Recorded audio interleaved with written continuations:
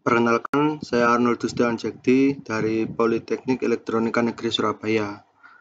Sekarang saya akan mempresentasikan tentang kesehatan dan keselamatan kerja pada perkeretaapian. Yang pertama adalah tempat pengontrolan. Pada perkeretaapian terdapat dua tempat pengontrolan, yaitu stasiun dan lokomotif. Sistem keamanan pada stasiun adalah sistem komunikasi yang baik, sistem informasi keberangkatan, rambu-rambu kereta api, rambu-rambu jalur kereta api, sistem pemadam kebakaran, sistem klinik kesehatan, palang pintu perlintasan. Pada lokomotif terdapat sistem keamanan adalah deadman pedal, sistem keamanan kebakaran, perlengkapan P3K, sistem komunikasi CTC. Lalu prosedur yang perlu dijalankan dalam perkeretaapian adalah yang pertama, sebelum memberangkatkan kereta pemimpin perjalanan kereta api atau PPKA harus meminta status keamanan pada stasiun yang akan dituju. Setelah mendapat jawaban dan kepastian aman, PPKA kemudian mempersiapkan berbagai kelengkapan di jalur yang akan dilalui, antara lain alat pemindah jalur dan peralatan persinyalan. Kemudian memberikan tanda pada kondektur semboyan 40 pada siang hari. Tanda itu berupa skip warna hijau dan pada malam hari berupa cahaya lampu berwarna hijau.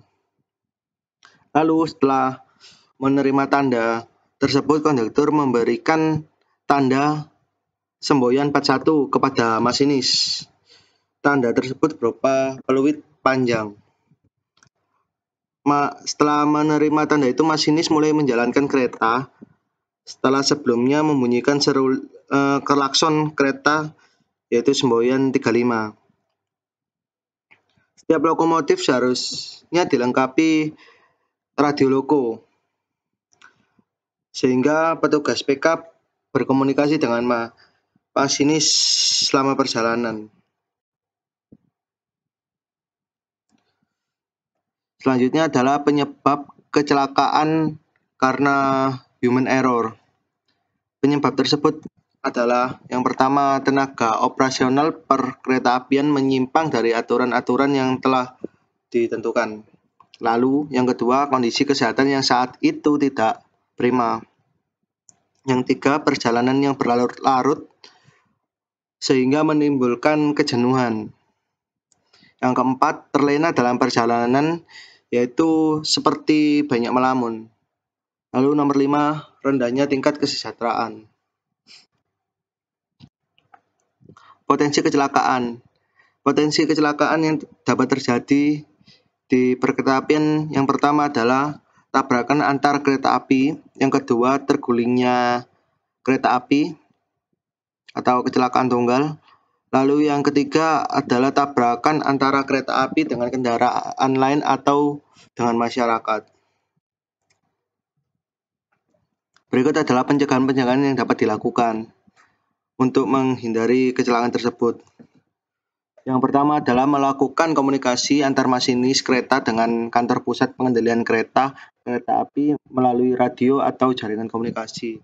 Yang kedua, melakukan perawatan sarana dan prasarana kereta api seperti perawatan rel, perawatan mesin, perawatan rambu-rambu, dan sebagainya agar tidak terjadi hal-hal yang tidak diinginkan. Yang ketiga, memberikan rambu-rambu dan palang pintu perlintasan di setiap perlintasan kereta api yang sesuai kereta api yang melalui daerah masyarakat. Yang keempat, memberikan pelatihan terhadap masinis sebagai tenaga kerja lapangan yang handal. Yang kelima, penertiban peraturan perihal penumpang. Kesimpulan dan saran.